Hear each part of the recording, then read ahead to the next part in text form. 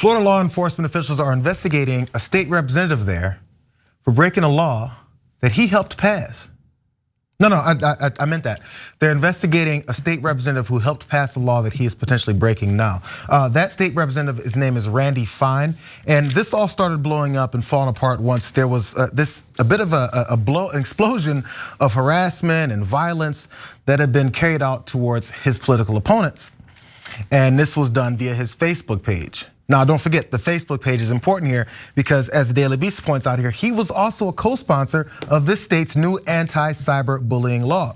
And the Florida Department of Law Enforcement is now investigating him for violating it. Again, so he's been online doing some mean things. Let's get into some of these details. Now, it's unclear just how closely Randy was involved with crafting Florida's Combating Public Disorder bill, which is a knee-jerk reaction by conservatives in the wake of the Black Lives Matter protests. He was one of 26 co-sponsors of the legislation, which received national media attention because, among other things, it allows pissed off drivers to run over protesters. I do remember us talking about this.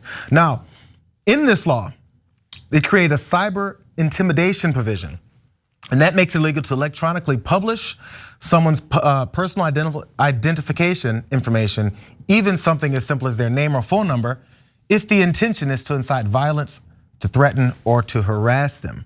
Now, this makes it all, this all comes to there specifically because they're looking to target people that maybe use things like their Facebook page to incite violence, like Randy Fine allegedly did here. So there was one particular woman, her name is Jennifer Jenkins, and she was on the board of one of these school districts. As we've been seeing, this has been blowing up like crazy lately, so of course she gets targeted. So in her complaint to the state attorney, Phil Archer, she details how Fine took his campaign Facebook page and posted her personal cell phone number on July 29th, directing pissed off anti-maskers to flood Jenkins's phone number line immediately. Okay, maybe you don't think that's such a big deal. Continue on. He wrote, COVID is neither highly transmissible in school and has nominal effect on children. If you want to stand up for your rights, call Jenkins right now and let her know exactly how you feel. That's what he had posted, as I mentioned. So things also especially got heated. It continued. Heated on September 1st when anti-mass protesters rallied outside of her home. At least one waved the famous "Don't Tread on Me" Gadsden flag, a symbol that's been widely adopted by the gun-toting right-wing fringe, as many of us know. A Satellite Beach police detective was called in to investigate after receiving a report that one of the protesters, her name is Janice Crisp, she coughed in Jenkins's face. And as we know, that's kind of a pandemic era biological assault. And so a video appears to show Crisp yelling, "Randy Fine says hello." Oh, so they're linking him to this directly, like maybe he was sent. She was sent by Randy Fine to do such things. Maybe not specifically, but definitely at least to tell her how she feels. So 2 days later, Fine posted on Facebook, "I had nothing to do with it, for what it's worth. But when you use your home as your place or business and post the address on the internet, not sure you should be surprised when unhappy, quote, customers show up." So one more piece before we get to this discussion about what he was doing. Jenkins finally took the school board member. She finally took the step on November 3rd of seeking an emergency restraining order against the politician, citing stalking and cyber-stalking after an anonymous caller sent a Florida Department of Children and Families investigator to her home to address a fake allegation of child abuse. Jenkins told the Daily Beast that she suspects it was Fine or one of his associates. So that's one of the things that he was doing as far as getting anger and violence and harassment towards one of the people that he doesn't like in her stance on mask wearing in schools. If you couldn't guess, that was the egregious thing that she was doing that got the ire of people that wanted her threatened. But this continued on. So they're now investigating him. Yeah, so he passes, just to review, passes a law saying you should not do cyber bullying that could lead to stalking in person. It is literally exactly what he did. And then of course now he says, no, I wrote the law, I should be above the law. I mean, they say things with straight face, right? Now of course he claims, no, me publishing people's personal phone number, not their office number, but their personal phone number, their home address, and there's a picture in there of two of his opponents, one of them who was severely beaten, we'll get to that in a minute, and their license plates. And he's like, what, what's cyber stalking? I don't know what you mean. And then tells people you should go get them, okay? I mean, it's a textbook case of that law. And And look, he's done it a handful of times. They've got example after example in the story. In one of the lower level cases, not the guy where the guy is beaten halfway to death, but in a lower level case, a guy is going to testify against one of his political allies in a corruption case. So the guy's anti-corruption. Fine is furious. And so he then threatens the guy and he starts putting out on his page, he's mentally unfit. He's mentally unfit. And then they start pressuring his clients because the guy's a lawyer. And then the clients start dropping out. And the guy eventually has to literally leave town, go to a different city to restart his practice. So this is the Gestapo-like tactics that the right wing is using with impunity across the country and definitely in Florida. If we could let this happen, it's literal fascism when they say we can use violence, we can use stalking, we can use any intimidation tactics we want against you, and there is no rule of law for us. Rule of law is a joke, it's meant to oppress you, it's not actually meant for equal justice. And if that's the case in Florida, that is a scary place to be. Yeah, absolutely. I wanted to bring up one quick fact when you were talking about the schools, because I was just watching Steven Crowder today, and he's kind of doing the same talking point about how there's not going to be a lot of kids who are going to catch COVID. So why in the world do we need to have masks or anything like that for children and stuff like that? Well, sorry, I should be like, well, why do we need masks for kids or what's going on here? It turns out that maybe those kids are going to have interactions with parents or teachers or other people. So even if they're asymptomatic, which even one kid dying, I think is too many, but even if you don't care about that, even if they're asymptomatic, it's probably a good thing that it spreads less, because then it gets, it's not going to be in the household, and maybe one of those kids touches his grandma. Who knows what happens down the road? Yeah, look, guys, we don't want to wear the mask. We don't want the kids to wear a mask. I want my kids to be out there playing, having fun, etc. There's a reason we're doing it to protect people. The pill's going to come out in March, and hopefully you'll all shut the hell up, the right wing. We'll put away the mask, and this thing will be over. But I guarantee you, even after the pill comes out and after everything is fine and we're happy to go back to regular business, they'll still be crying, right? Cry.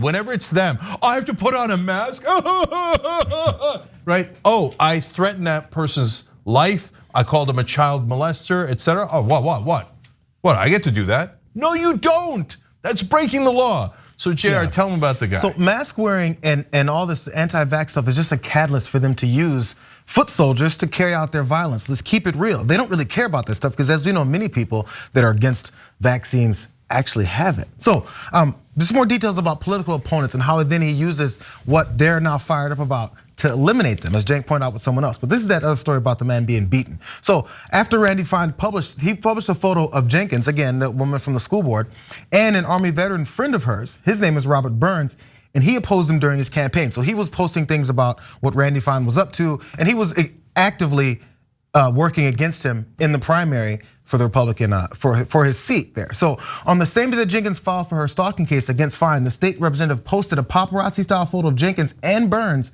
outside of the veteran's home.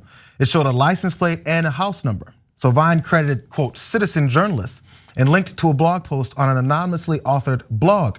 So minutes after Fine made that post, Burns then allegedly was confronted by two men while he walked on a nature trail at a small nature preserve called Turkey Creek Sanctuary.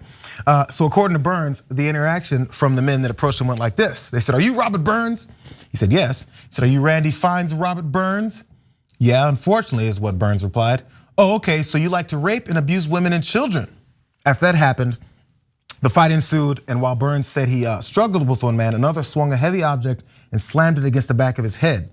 Burns, who suffered multiple traumatic brain injuries while he was in combat in Iraq, woke up on the ground dazed minutes later, and he had spent the evening in the hospital, and his ribs were bruised from what he can only guess was violent kicking while he was down. So during that whole battle back and forth, and they were fighting over campaign stuff, and then they were, mud was being slung.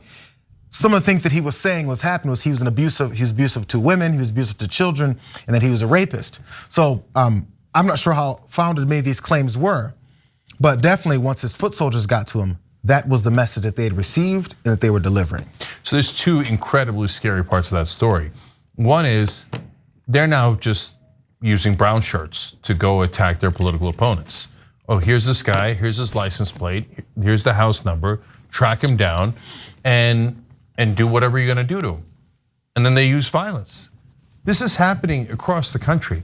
Like it only makes big news when it happens to someone famous.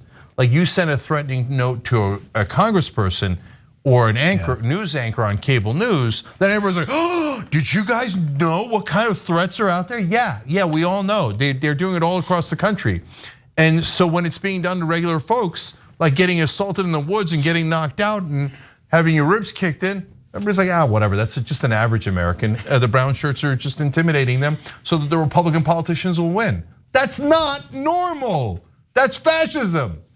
And so the other really interesting point that comes out of that is, guys, there's a reason why these right-wingers are calling all of their opponents child molesters. Totally. Because it makes people think, well, I can do anything I want to a child molester. If they're a child molester, they're totally evil. So that's why we could hit him in the head and knock him out, and we could break his ribs, and we could do anything we want. We can go to their house, we can threaten their lives. We can do anything we want because they're child molesters. So what couldn't you do to a child molester? So meanwhile, let's go to a Matt Gaetz rally. Yeah, of course. Or let's go support Donald Trump. Sorry, allegedly, I should say that. Yeah, Matt Gaetz, yes, is allegedly had sex with an underage girl, and he's being investigated for that. But they're like, yeah, but that's okay, he's a right winger. But look, Lance, we can go on and on. Roy Moore, a child predator, right? They're like, yeah, but he's our child predator, he's awesome. Oh, there's a fake charge of child predator? Let's go maul the guy. They don't care, they just want an excuse to hurt us. And so when you hear the QAnons and you hear any right-wing politician or leader or pundit talking about how the other side is child molesters, that is trying to egg you on towards violence, and it is almost never correct. And I mentioned Trump there just so we're clear on it. Yes, Jeffrey Epstein was the biggest child molester in the country, and yes, Donald Trump was great friends with him and said at the time, Jeffrey likes him young. So he knew that he was a child molester and never did anything about it. And then when his co-conspirator was arrested, he says, I wish her well. He said it 2 different times.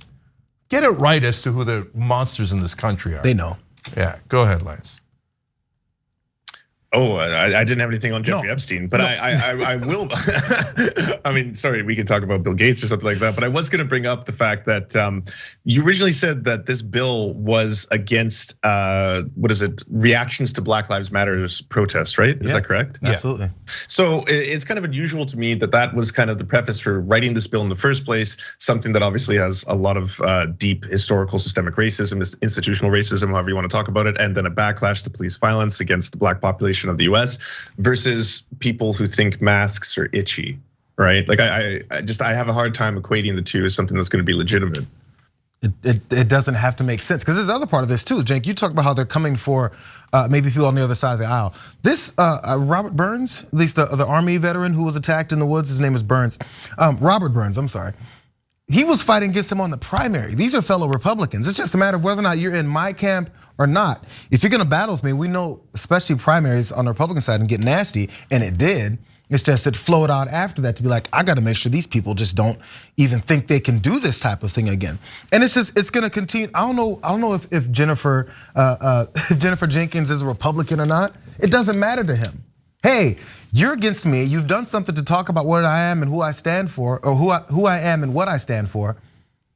Time to send out the attackers, the foot soldiers, to go and do my dirty deeds. This is becoming way too normal. And the distraction, as you're talking about the fascism, is to, as you're practicing it, as you're implementing it, is to say, fascism, and you're right here carrying it on. That's the way it always works.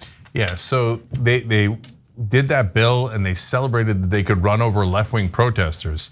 And when the minute it's applied anywhere near equally to a right-winger who's doing cyber-stalking, they're like, we didn't intend that. That was just to kill black people. Now you don't want us to kill our political opponents? What is this, the equality under the law? They hate that idea because they hate the idea of America. That's the right wing. Thanks for watching The Young Turks, really appreciate it. Another way to show support is through YouTube memberships. You'll get to interact with us more. There's live chat emojis, badges. You've got emojis of me, Anna, John, JR. So those are super fun. But you also get playback of our exclusive member-only shows and specials right after they air. So all of that all you gotta do is click that join button right underneath the video. Thank you.